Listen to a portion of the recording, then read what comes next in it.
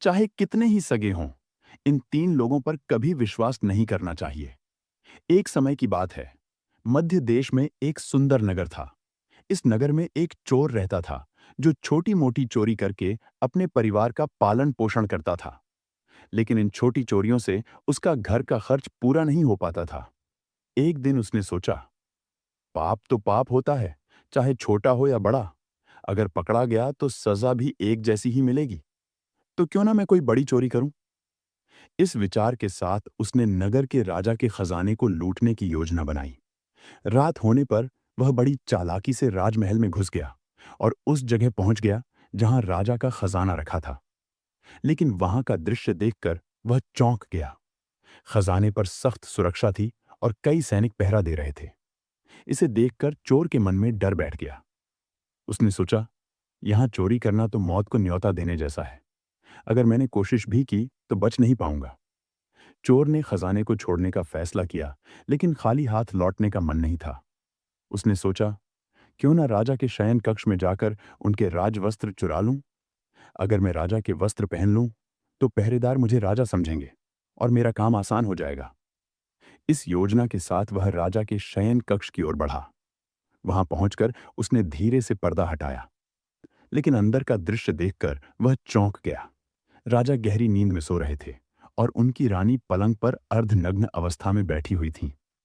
रानी को जागा हुआ देखकर चोर घबरा गया और दीवार से चिपक कर खड़ा हो गया। थोड़ी देर बाद उसने दोबारा पर्दा हटाकर देखा कि रानी सोई हैं या नहीं, लेकिन रानी अब भी उसी तरह बैठी थी। तभी चोर टेबल पर बैठने की कोशिश करने लगा, लेकिन गलती से वहां रखी पानी की गिलास नीचे गिर गई। गिलास गिरने की आवाज सुनकर राजा की नींद तो नहीं खुली, लेकिन रानी तुरंत तलवार लेकर बाहर आ गई। रानी ने तलवार चोर की गर्दन पर रखते हुए कहा, कौन है तू? यहां किस लिए आया है? सच सच बता, वरना तेरा सिर धड़ से अलग कर दूंगी। चोर रानी की तलवार के सामने खड़ा था। डर के मारे उसका पूरा शरीर कांप रहा था। पसीने से लथपथ हाथ जोड़कर गिड़गिड़ाते हुए उसने कहा, रानी साहिबा, मुझ पर दया करो। मैं एक गरीब चोर हूं, जो अपने परिवार का पेट पालने के लिए छोटी मोटी चोरी करता हूं। अगर आपने मुझे मार दिया तो मेरे छोटे छोटे बच्चे अनाथ हो जाएंगे। मैं वादा करता हूं, आज के बाद कभी राजमहल की ओर देखूंगा भी नहीं। बस इस बार मुझे माफ कर दीजिए। रानी ने उसकी बात ध्यान से सुनी। थोड़ी देर के लिए वह सोच में पड़ गई, लेकिन फिर बोली, मैं तुम्हें माफ कर सकती हूं, पर एक शर्त पर। चोर ने उम्मीद भरी नजरों से रानी की ओर देखा। रानी ने कहा, मैं इस समय एकांत चाहती हूं। अगर तुम मेरे साथ संबंध बनाओगे तो मैं तुम्हें जाने दूंगी, वरना एक झटके में तुम्हारा सिर धड़ से अलग कर दूंगी। रानी की यह अनोखी शर्त सुनकर चोर और भी ज्यादा घबरा गया। उसकी आंखों में डर साफ झलक रहा था। उसने कहा, रानी साहिबा, आप क्या कह रही हैं? मैं तो एक मामूली चोर हूं और आप इस राज्य की महारानी। मेरी क्या औकात जो मैं ऐसा कुछ करूं? मेरे लिए यह सोचना भी पाप है। लेकिन रानी ने उसकी कोई बात नहीं सुनी। तलवार की नोक उसकी गर्दन पर रखते हुए बोली, मैंने जो कहा वही करना होगा, वरना मरने के लिए तैयार हो जाओ। चोर का दिमाग तेजी से चल रहा था। उसे लगा कि वह किसी ऐसी मुसीबत में फंस गया है जिससे बचना नामुमकिन है। उसने सोचा, अगर मैंने रानी की बात नहीं मानी तो मर जाऊंगा, और मान ली तो भी शायद बच न सकूं। आखिरकार उसने रानी की बात मानने का नाटक करते हुए कहा, ठीक है रानी साहिबा, लेकिन मुझे 5 मिनट का समय दीजिए। मुझे लघु शंका लगी है। पहले मुझे इससे निवृत्त होने दीजिए, फिर जैसा आप कहेंगी वैसा करूंगा। रानी ने तलवार के इशारे से शौचालय का रास्ता दिखा दिया। चोर धीरे धीरे उस ओर बढ़ा, लेकिन जैसे ही वह रानी की नजरों से दूर हुआ, उसने वहां से भागने की कोशिश की। भागते भागते जब वह महल के द्वार पर पहुंचा तो एक सैनिक ने उसे पकड़ लिया। सैनिक ने सख्ती से पूछा, तुम कौन हो और यहां क्या कर रहे हो? डरे हुए चोर ने सारा सच उगल दिया। उसने सैनिक से कहा, मैं एक चोर हूं और यहां चोरी करने आया था, लेकिन रानी ने मुझे पकड़ लिया और मुझे छोड़ने के लिए एक शर्त रखी जो मैं पूरी नहीं कर सकता। इसलिए मैं लघु शंका का बहाना बनाकर वहां से भाग आया। कृपया मुझे छोड़ दीजिए। सैनिक उसकी बात सुनकर गंभीर हो गया और बोला, मैं तुम्हें छोड़ सकता हूं, लेकिन एक शर्त पर। तुम्हें वापस रानी के पास जाना होगा और उनसे कहना होगा कि तुम उनकी शर्त मानने को तैयार हो, लेकिन उससे पहले तुम्हें अपने हाथों से राजा को मारना होगा। यह सुनकर चोर की हालत और खराब हो गई। उसे समझ नहीं आ रहा था कि वह क्या करे। वह जानता था कि अगर उसने रानी से यह बात कही तो वह तुरंत उसका सिर काट देंगी। लेकिन सैनिक की बात न मानने पर भी उसकी जान बचने की कोई उम्मीद नहीं थी। मजबूर होकर चोर रानी के पास लौट गया और कांपते हुए बोला, रानी साहिबा, मैं आपकी शर्त मानने को तैयार हूं, लेकिन एक समस्या है। अगर उस समय राजा साहब जाग गए तो न आप बचेंगी और न मैं। वह हम दोनों को मार डालेंगे। इसलिए आपको पहले राजा का सिर काटना होगा, तब हम निडर होकर साथ हो सकते हैं। अगर आप ऐसा नहीं कर सकती तो मैं आपके हाथों मरना ही बेहतर समझूंगा। रानी चोर से बोली, ये कौन सी बड़ी बात है, मैं अभी राजा साहब को मार देती हूं। यह कहते हुए रानी ने दोनों हाथों से तलवार उठाई और सोए हुए राजा का सिर काट दिया। तलवार के वार से राजा का सिर अलग हो गया और सारा कमरा खून से लथपथ हो गया। रानी भी राजा के खून से भीग गई। यह भयानक दृश्य देखकर रानी बेहोश होकर जमीन पर गिर पड़ी। उधर चोर ने मौका पाकर वहां से भागने में देर नहीं लगाई। अगले दिन सुबह पूरे राजमहल में शोर मच गया। सब हैरान थे कि राजा को सोते हुए किसी ने मार डाला है, परंतु राजा के हत्यारे का कोई सुराग नहीं मिल रहा था। इधर रानी, जो खुद राजा के खून में सनी हुई मिली थी, दहाड़ मार मार कर रो रही थी। इस घटना से पूरा राज्य स्तब्ध था। राजमहल में केवल एक सैनिक ऐसा था जो इस पूरे रहस्य को जानता था। उसे पता था कि राजा को या तो रानी ने मारा है या उस चोर ने, लेकिन उसने इस बात को किसी से साझा नहीं किया। राजा के अंतिम संस्कार की तैयारियां शुरू हो गईं। इसी बीच रानी ने ऐलान किया कि वह अपने राजा के साथ सती होना चाहती है। यह सुनकर किसी को भी रानी पर शक नहीं हुआ। सभी ने सोचा कि रानी इतनी भव्य और पवित्र भावना से प्रेरित है कि वह राजा के साथ चिता पर बैठने को तैयार है। अंतिम संस्कार के दिन रानी ने पूरे राजसी श्रृंगार किए और राजा के साथ चिता पर जाकर बैठ गई। राज्य के लोग चिता पर एक एक करके लकड़ियां रखने लगे और नमन करके पीछे हट जाते। सबसे अंत में वह सैनिक चिता के पास पहुंचा जो इस रहस्य को जानता था। सैनिक ने राजा की चिता पर लकड़ी रखते हुए धीरे से रानी के कान में कहा, महारानी, आप तो सती हो जाएंगी, लेकिन मुझे इतना तो बता दीजिए कि राजा को मारा किसने, आपने या उस चोर ने? यह सुनकर रानी चौंक पड़ी। वह समझ गई कि इस सैनिक को भी सच का पता है। रानी ने शांत स्वर में जवाब दिया, राजा को न मैंने मारा है न उस चोर ने, लेकिन अगर तुम सच में यह रहस्य जानना चाहते हो तो नगर से उत्तर दिशा में जो घना जंगल है वहां जाओ। उस जंगल में एक कुटिया है जहां एक बूढ़ी औरत रहती है। वही तुम्हें इस रहस्य का उत्तर दे सकती है। सैनिक ने रानी की बात मानी और अगले ही दिन जंगल की ओर रवाना हो गया। वहां पहुंचने पर उसे वह कुटिया दिखाई दी जिसके बारे में रानी ने बताया था। कुटिया के अंदर एक बूढ़ी औरत बैठी हुई थी। सैनिक ने उसके चरणों में गिरकर कहा, माँ जी, मैं राजा साहब की हत्या का रहस्य जानने आया हूं। कृपया मुझे सच बताएं। बूढ़ी औरत मुस्कुराते हुए बोली, बेटा, अगर तुम सच में यह रहस्य जानना चाहते हो तो तुम्हें मेरी एक शर्त माननी होगी। मेरी कुटिया के बाहर एक बकरा बंधा हुआ है। तुम्हें अपनी तलवार से उसका सिर काटना होगा।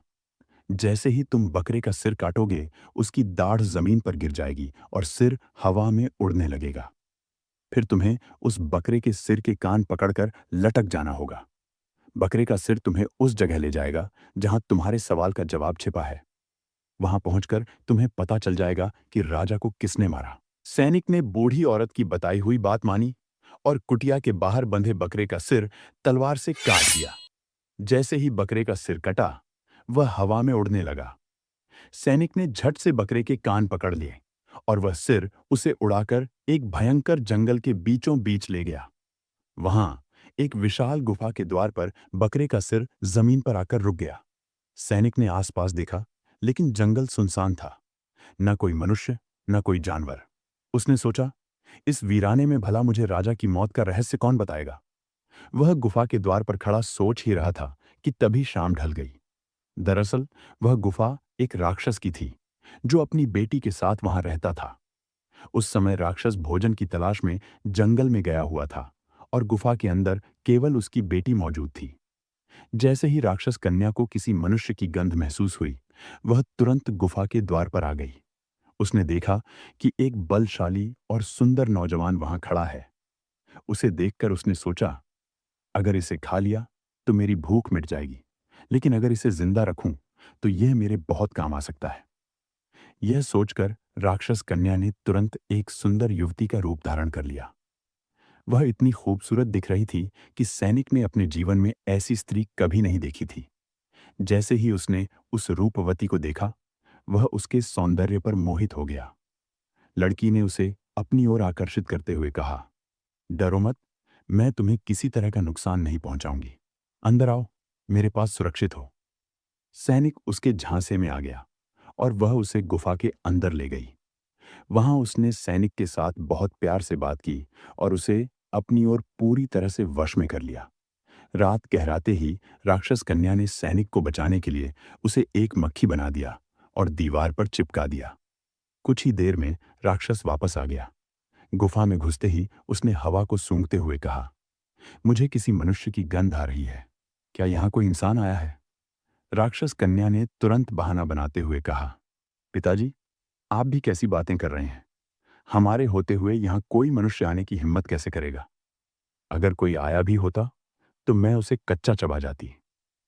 राक्षस उसकी बात मान गया और ज्यादा सवाल किए बिना आराम करने चला गया। रात होते ही राक्षस कन्या ने सैनिक को फिर से उसका असली रूप दे दिया। दोनों ने रात साथ बिताई, लेकिन सुबह होते ही उसने सैनिक को दोबारा मक्खी बनाकर दीवार पर चिपका दिया। इस तरह सैनिक राक्षस की गुफा में दिन रात एक अजीब चक्र में फंसा रहा।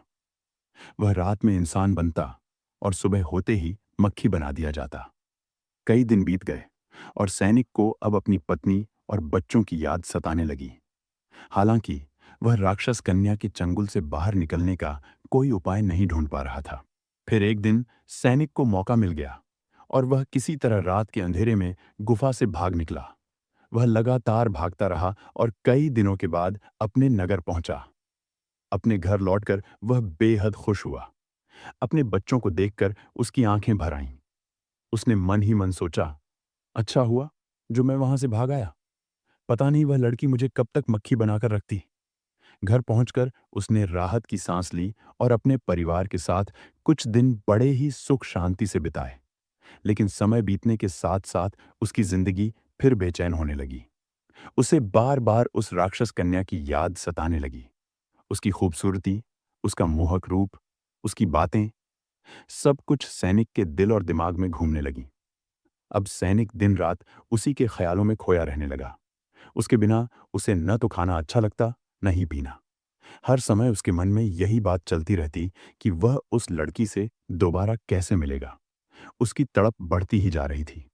आखिरकार उसने तय किया कि वह फिर से उससे मिलने जाएगा। लेकिन इस बार एक समस्या थी। पिछली बार तो वह बूढ़ी औरत की मदद से वहां तक पहुंचा था, लेकिन अब वह गुफा का रास्ता भी भूल चुका था। उसने सोचा, क्यों ना फिर से उसी बूढ़ी मां के पास जाऊं और उनसे सहायता मांगूं। यह सोचकर वह बूढ़ी औरत की कुटिया पर जा पहुंचा। सैनिक ने हाथ जोड़कर विनम्रता से कहा, हे माता, कृपया मुझे एक बार फिर उसी स्थान पर भेज दीजिए जहां आपने मुझे पहले भेजा था। बूढ़ी मां उसकी बेचैनी को तुरंत समझ गई। वह जान गई कि यह सैनिक काम वासना के वशीभूत होकर अपने होश खो बैठा है।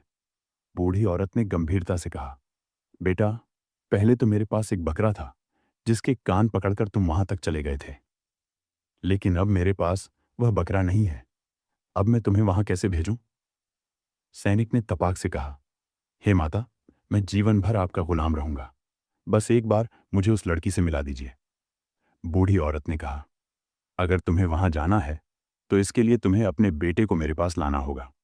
सैनिक को यह बात कोई बड़ी समस्या नहीं लगी। उसने तुरंत कहा, यह कौन सी बड़ी बात है माता? और वह अपने बेटे को बुलाकर ले आया। बूढ़ी मां ने कहा, बेटा, जिस तरह तुमने पहले बकरे का सिर काटा था, अब उसी तरह तुम्हें अपने बेटे का सिर काटना होगा। उसका सिर भी हवा में उड़ने लगेगा। तुम उसका सिर पकड़कर लटक जाना और वह तुम्हें उसी स्थान पर पहुंचा देगा। काम वासना और मोह में अंधा हो चुका सैनिक अपने बेटे का सिर काटने के लिए तैयार हो गया। उसने तलवार उठाई और जैसे ही अपने बेटे का सिर काटने वाला था, बूढ़ी माँ ने उसका हाथ कसकर पकड़ लिया। बूढ़ी औरत बोली, ठहरो, यही तुम्हारे सवाल का जवाब है?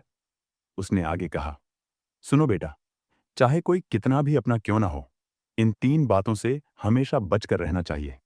यही 3 कारण राजा की मौत का कारण बने थे। पहला कारण, हवस। जिस तरह तुम काम वासना में अंधे होकर अपने बेटे को मारने के लिए तैयार हो गए, उसी तरह राजा भी अपनी हवस का शिकार हुआ था। दूसरा कारण, धन का लालच। धन के लोभ में इंसान अपने रिश्तों को भूल जाता है और किसी भी हद तक गिर सकता है। तीसरा कारण, क्रोध। क्रोध में इंसान की बुद्धि भ्रष्ट हो जाती है। वह अपने और पराये का फर्क भूल जाता है और ऐसा कुछ कर बैठता है जिससे उसे जीवन भर पछताना पड़ता है। इन तीनों से हमेशा बचकर रहो। यही राजा की हत्या का असली रहस्य था। इस तरह बूढ़ी माँ ने सैनिक को सच्चाई समझाई और उसे एक बड़ी गलती करने से रोका। मित्रों, यह कथा हमें जीवन में एक महत्वपूर्ण सीख देती है। अगर आपको यह कहानी पसंद आई हो, तो वीडियो को लाइक करें और अपने विचार कमेंट में ज़रूर साझा करें। हमारे चैनल पूजा मंत्र को सब्सक्राइब करना न भूलें। आखिर तक इस कहानी को सुनने के लिए आपका धन्यवाद।